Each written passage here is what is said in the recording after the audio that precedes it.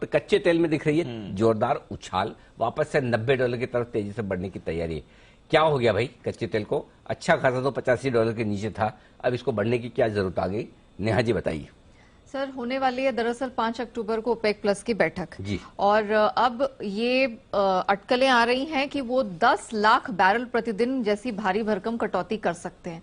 और जितने भी एक्सपर्ट्स हैं वो कह रहे हैं कि पहले उन्होंने अपना अटेंशन पाने की कोशिश की थी पिछले महीने जब 1 लाख बैरल प्रतिदिन की कटौती की थी, लेकिन उससे कुछ हुआ नहीं, बिल्कुल डेंट भी नहीं पड़ी। और यही कारण है कि अब उन्हें लग रहा है कि डिमांड की स्थिति थोड़ी बेहतर होती दिख रही है। चाइनीज डिमांड वापस लौटने का इनको भरोसा दिख रहा है, ऑल्दो वो एक हफ्ते अभी छुट्टी पर है, लेकिन उन्हें लगता है वहां स्थिति सुधरती हुई दिख रही है।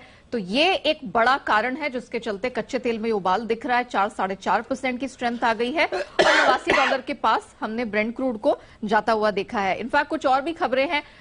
डॉलर इंडेक्स है वो अपने आप को होल्ड आउट किए हुए है। वहां पर करेक्शन जो हमने देखा 114 के आसपास से अब 112 के पास आ गया, उसके नीचे भी निकला, उसका भी सपोर्ट मिला। खबर यह भी निकल कर आ रही कि सऊदी अरब, जिसने पिछले महीने एशियाई खरीदारों के लिए कच्चे तेल की कीमतों में कुछ कटौती की थी, वो शायद इस बार ऑलमोस्ट $1/4 की वृद्धि कर सकते हैं। चीन की तरफ से डिमांड बेहतर होने की संभावना है। कुछ कोर्ट्स भी निकल कर आए हैं जो इस तरफ इशारा करते हैं कि अब उन्होंने अपनी जो खरीदारी है उसकी डील्स भी यहां पर बढ़ाई हैं। और बाजार के जानकार मान रहे हैं कि ओपेक प्लस बहुत समय से इंतजार कर रहा था कि किस तरह से गिरती कीमतों को संभाला जाए। अमेरिका ने स्ट्रेटेजिक एसपीआर लगातार वो मार्केट में लाते चले जा रहे थे और कीमतें दबती चली जा रही थी। तो अब ओपेक प्लस चाहता है कि कीमतें यहां से और ना गिरे, और यही कारण है कि 10 लाख बैरल प्रतिदिन जैसी कटौती मार्केट के एक्सपर्ट्स मान के चल रहे हैं। और यही कारण है कि कच्चे तेल में उबाल दिख रहा है। ओके, कच्चे तेल में तेजी की ये है बड़ी वजह की कटौती होने की संभावना प्रोडक्शन में। 10 लाख बैरल प्रतिदिन, वो बहुत बड़ा फिगर है। पिछली बार बढ़ाया तो 1 लाख बैरल ही था। 1 लाख बैरल था, और उससे पहले जब घटाएंगे 10 लाख और घटाएंगे 10 लाख, क्योंकि जब पिछली बार 1 लाख घटाया था तो किसी ने नोटिस भी नहीं किया। अच्छा। और ANZ की एक मैं रिपोर्ट पढ़ रही थी, उन्होंने कहा कि अगर 5 लाख से कुछ भी नीचे किया ना तो मार्केट उसको फिर देखेगा नहीं।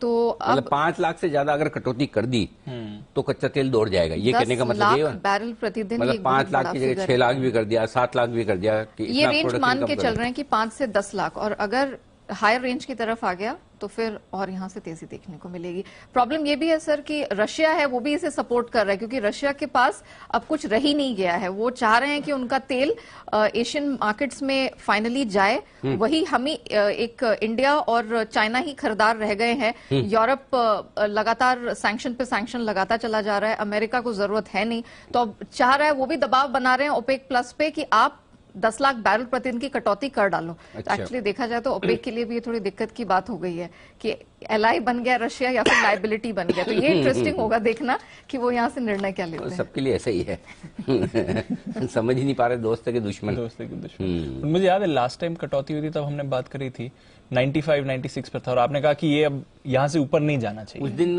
इसको बढ़ना था, बढ़ा ही नहीं। तो हमने ये बोला कि अगर कटौती के बावजूद ये नहीं बढ़ रहा है, इसका मतलब बहुत क्लियर कट ये है सिस्टम कि भाई इसको बढ़ना ही नहीं। करेक्ट।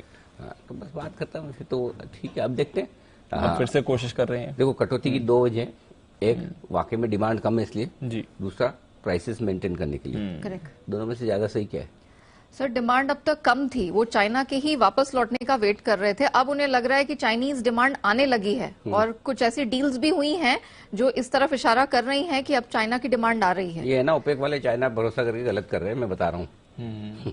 चाइना की डिमांड कब आएगी कब चली आएगी पता ही नहीं चलेगा। चाइना के चक्कर में तो अपना खुले दिमाग से डिसीजन लो। लेकिन जितने भी बाकी जैसे इंटरनेशनल एनर्जी एजेंसी है या जितनी भी एजेंसियां, वो यही बता रही हैं कि अभी भी 2023 तक डिमांड पूरी तरह से वापस आएगी कि नहीं इसकी गारंटी नहीं, क्योंकि यूरोप की बहुत बुरी हालत है और अमेरिका बेचेंगे किसको? एग्जैक्टली, दिक्कत तो वही तो मैं बोल रहा हूँ। आधे से ज्यादा स्मेल्टर्स वहां बंद हो चुके हैं। और सर, ये भी हमने हाईलाइट किया था कि एशिया की जितनी भी फैक्ट्री एक्टिविटी का डेटा है वो बहुत खराब निकल कर आया है। करेक्ट। तो ये सारे फैक्टर्स हैं जो अभी भी डिमांड की क्लैरिटी की तरफ इशारा नहीं कर रहे हैं। समझदार होंगे तो नहीं घटाएंगे। चलिए बाकी तो ठीक है।